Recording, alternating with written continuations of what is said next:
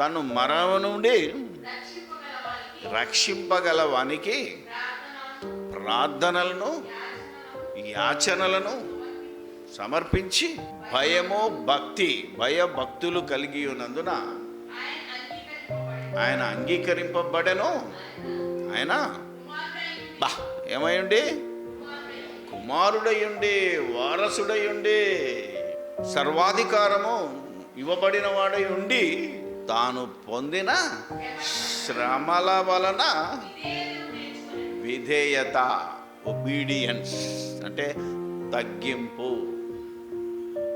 ఏమ్మా, ఈరోజు క్రైస్తవ ప్రపంచానికి బోధకులైన వారికే తగ్గింది ఏంటిదిరా అంటే, లేనిది ఏంటిది అంటే వాక్యం తెలుసు, మహాజ్ఞానం తెలుసు అంటున్నారే తప్ప నేర్చుకుంది ఏంటిదంటే విధేయత.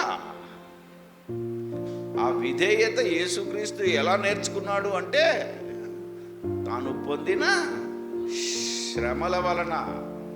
ఏమ్మా, శ్రమలు వచ్చినప్పుడే నీ విధేయత ఎంతో కనబడాలి. అన్నీ బాగుండి హాయిగా ఉన్నప్పుడు కాదు. కష్టాలు, బాధలు, కన్నీళ్ళు, వేదనలు, అవమానాలు, అనుమానాలు ఏమొచ్చినా సరే